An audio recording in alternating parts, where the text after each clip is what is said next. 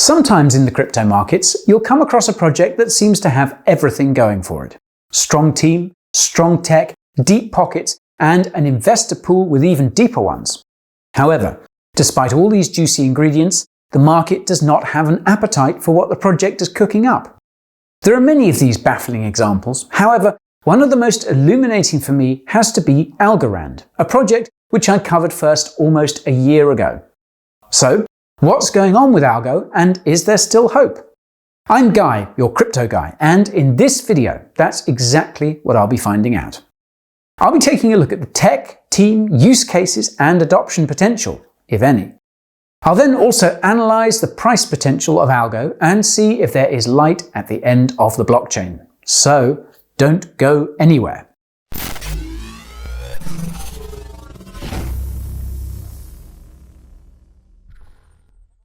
A few quick things, team. As is always the case, these videos are purely for educational purposes. They are not investment advice. Why? Well, because Guy ain't no financial advisor. Please do your own research, folks. Now, with that jibber-jabber out of the way, I would like to take the time to welcome all of those that are new to the channel. Over here at the Bureau, I cover everything crypto, from guides to news and complete reviews. So if that's something you value, then join me on our crypto journey. Hit up that subscribe button. Oh, and you may also want to turn on all those notifications to make sure that you ain't missing a thing. And lastly, I want to draw your attention to these timestamps over here. They're there for your convenience, so feel free to jump around to different sections of the analysis should you see fit. Okay, we all set? Great, let's dive in. So, what the hell is Algorand? Well, they are a scalable, secure, and decentralized cryptocurrency and smart contract platform. They've developed their own consensus mechanism that is a variant of proof of stake called pure proof of stake. The main benefit of this is that Algorand's technology finalizes blocks in seconds and provides immediate transaction finality while preventing forks. Furthermore, Algorand offers highly customizable smart contracts, asset tokenization, and atomic transfers built directly in Layer 1. I'll come back to all of this tech in a bit. The company is based in Boston and was founded by a Turing Award-winning MIT professor called Silvio Micali. He has also assembled a pretty strong team from MIT and other academic institutions. Given the star power behind this project, they were able to raise a pretty large amount of money through 2 private sales and 1 public sale, over $120 million. Those backing them in the private sale included the likes of Union Square Ventures and Brainchild, among many, many others. So that's the quick overview of the project. However, in order to best understand what they're trying to build, you have to know what problem they are trying to solve. This is essentially the Blockchain Trilemma. So, what the hell is that?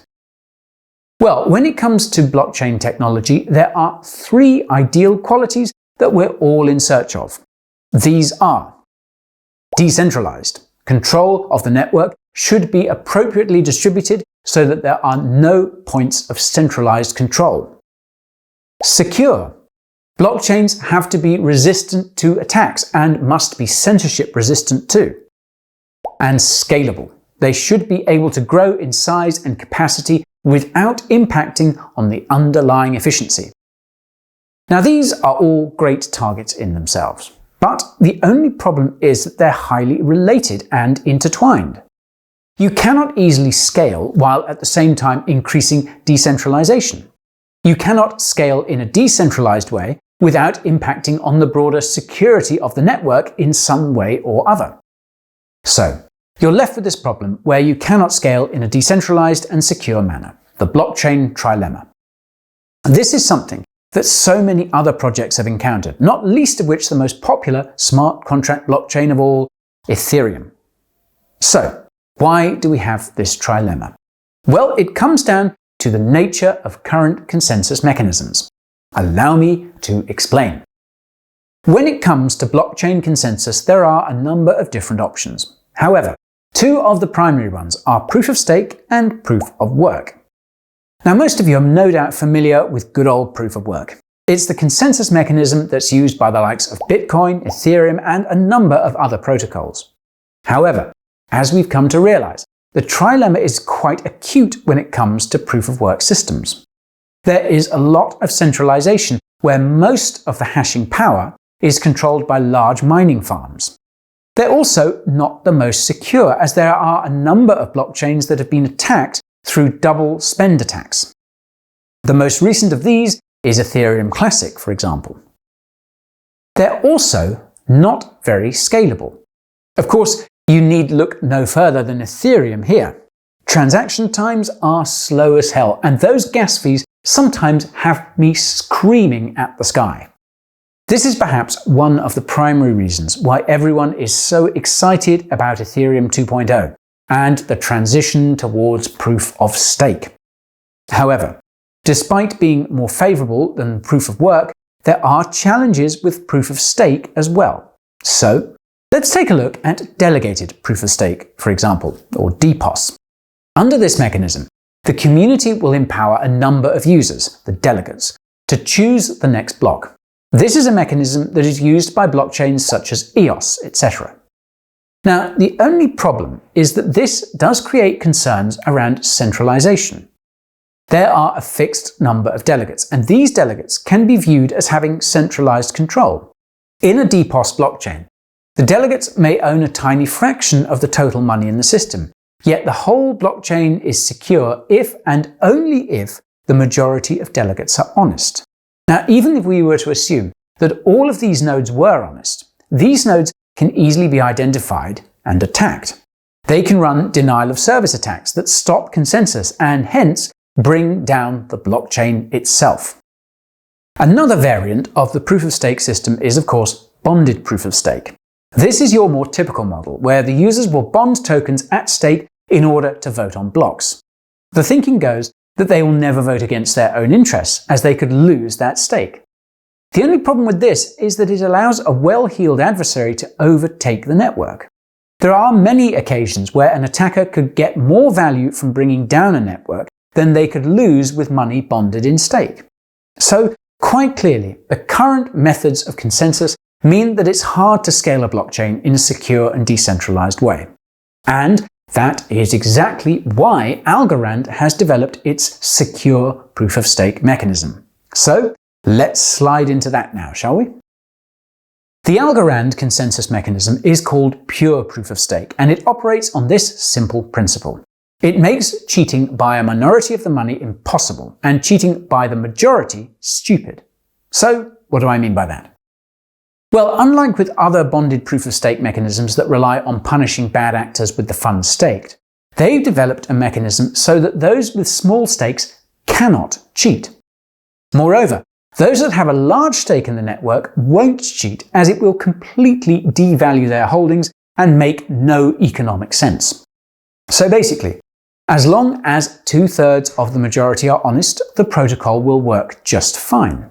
It also differs with other mechanisms in that the money does not have to be bonded for a particular period of time.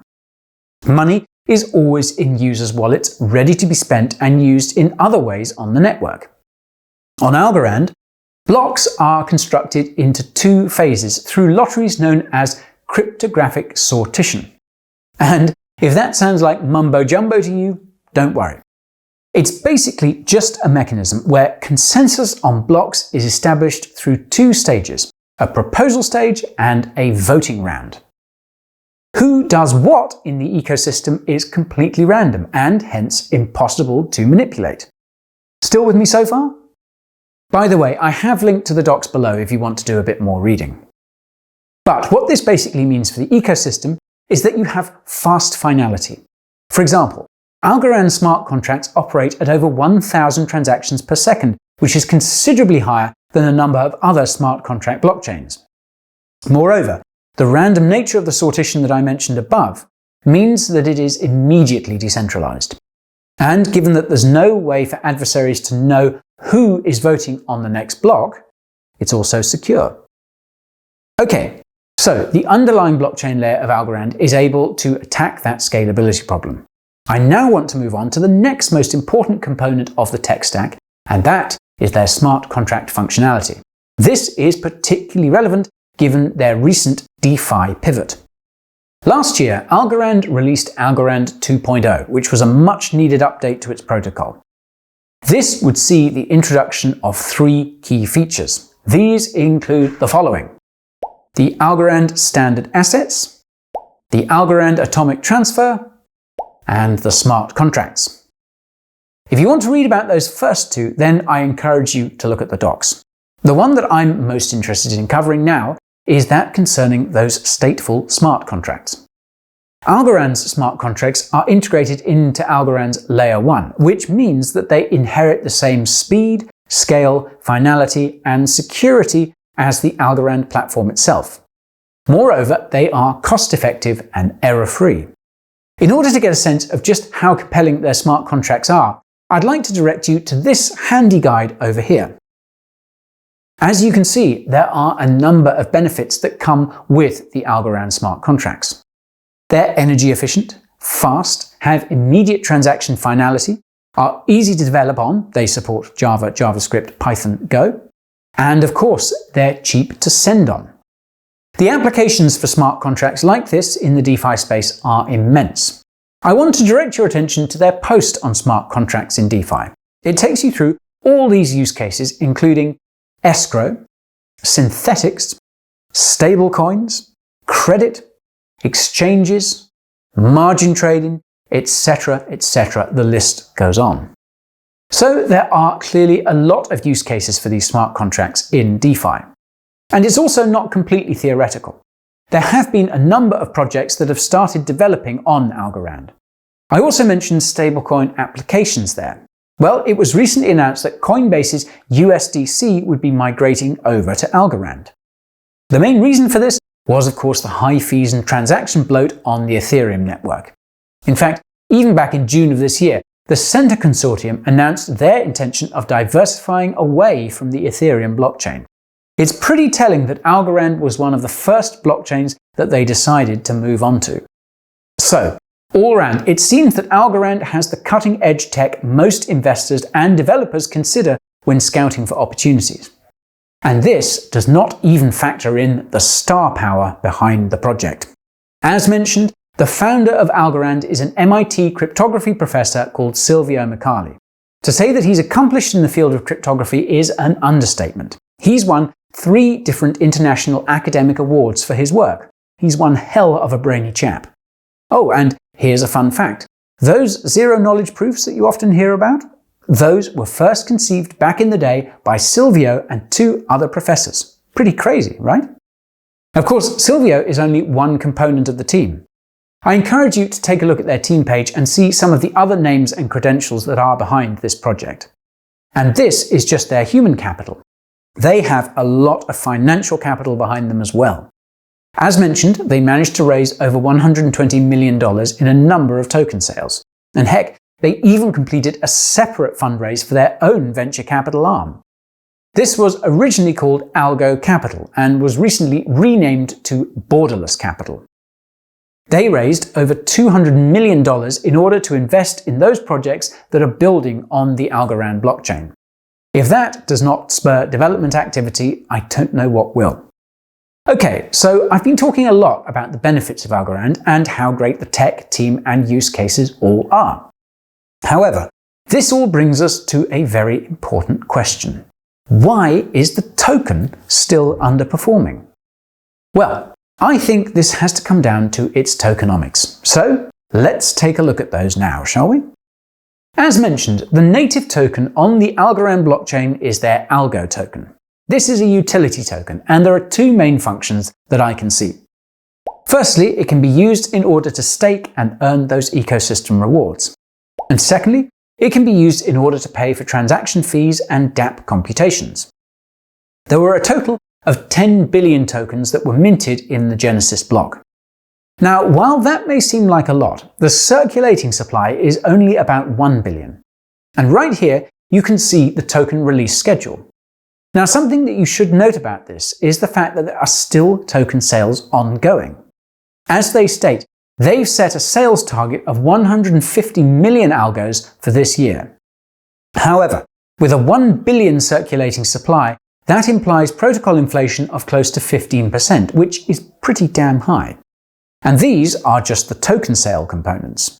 There are additional algo hitting the market as a combination of not only participation rewards, but also a staking rewards component. Here you can see the total algo that's being dispersed through these standard rewards. And here you can see the algo that is coming onto the market as a result of the staking participation program. By my calculations, that's an additional 165 million algo that will be hitting the market in 2020. If we add that to the proposed token sales, that's quite a hell of a lot of inflation. Now, I should also point out that 5 million algo were burned in an auction buyback this year. More on that in a bit. However, this is just not enough to counteract the millions that are coming onto the market. As we know, increased supply without a counteracting increase in demand results in a price fall. Now, let's pull up that price chart of algo, shall we? As you can see, they hit the market at over $3.20 and fell immediately. In fact, they were one of the worst performing new listings on Binance, as the tokens fell to almost 50 cents within a month of hitting the market. Now, there are a number of other factors that were external to Algorand that led to this fall. Of course, they launched in a soft market last year, as there was little appetite for altcoins. It could also have been down to the lack of any sort of excitement prior to the listing. Given that Algorand raised most of their funds through a private sale, not many people knew about it. However, I think a great deal of that was just a flood of tokens hitting the market the moment trading went live. For example, just prior to the listings, Algo sold tokens to the public through a Dutch auction process. This saw them issue 25 million tokens at a price of $2.40 per algo. So the moment that the trading went live, a flood of algo hit the market and subsequently tanked the price. So bad was the fall, the Algorand Foundation actually implemented a token buyback for some of those auction buyers. That would see them receive 90% of the original purchase price in return. And in fact, I have to say, that is pretty commendable. I mean, how many other projects have you heard of that offered to buy back tokens that have created after listing? Either way, some people took advantage of it and some didn't. If they did, then the tokens that they sent over would be burned, which would of course reduce the supply. However, that was not enough to slow the rate of inflation that I mentioned above. The trading history since the buyback was really quite lackluster. It culminated with Algo dropping to an all-time low of just above 10 cents in March of this year. This no doubt spurred those Algorand chaps to conduct their second buyback in July. However, July did renew some hope in the price of Algo after it was listed on Coinbase. Now, we all know the impact that a Coinbase listing had, not only on the price of an asset, but also on the broader liquidity. This did spur a much-needed rally in August that saw Algo reach its highest level since listing at over 60 cents. This was unfortunately short-lived, as the price has subsequently retraced. So this of course brings us on to the most important question of all. Where does the price go from here?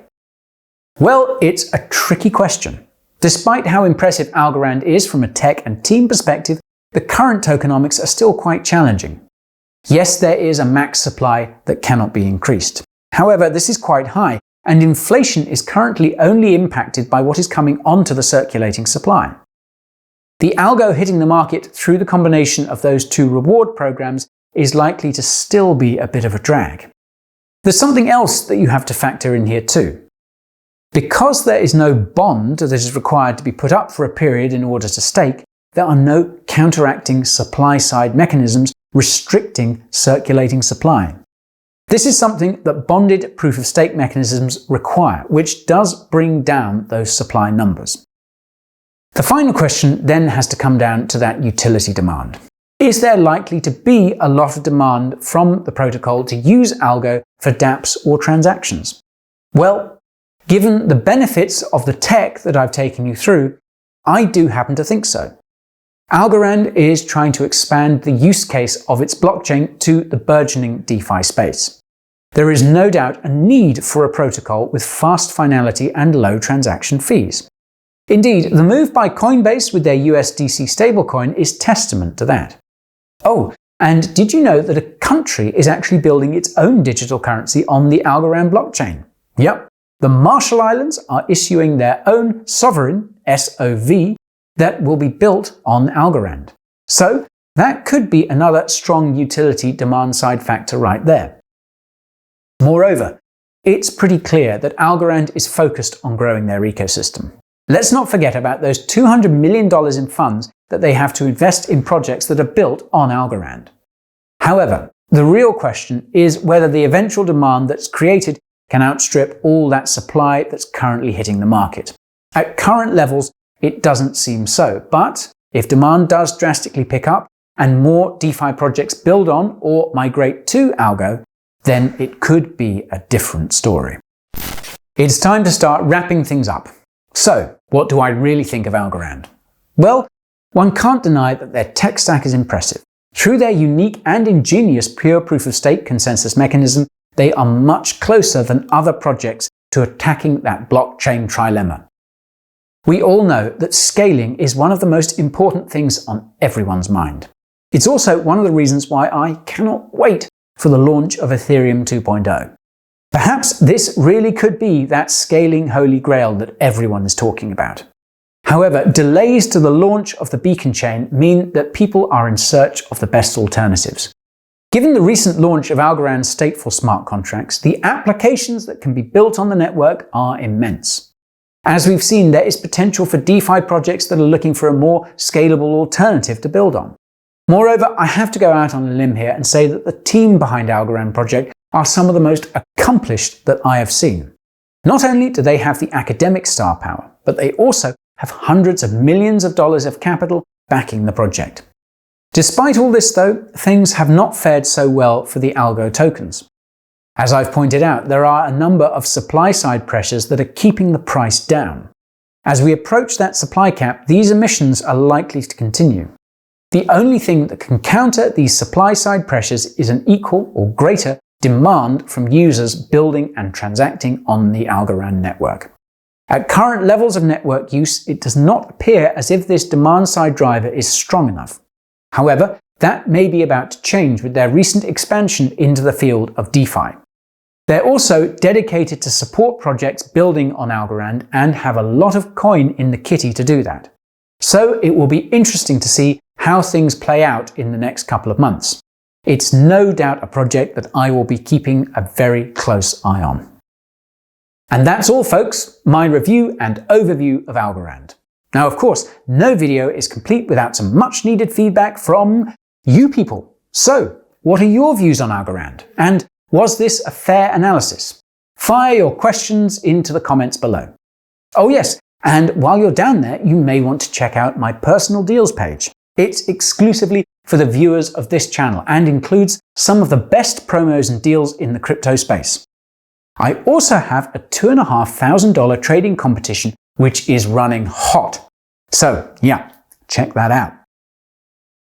And finally, thank you so much for watching. If you like this content, then let it be known. Smash up them likes and, of course, don't forget to subscribe.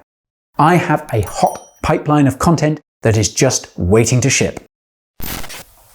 Thank you for being a loyal member of my community. I want to give back to you lovely people to show my gratitude. Every week I share an email of my personal insights into the crypto market. This covers everything from hot coin picks to market analysis. And it's where I also share the breakdown of my personal portfolio. So, do you want to join me? Smash it! Just head on over to the description and you will find a link to my sign-up form. Then you just insert your email and hit submit. You will just need to confirm your email and hey presto, you are a member. I'm working on my next mailer as we speak.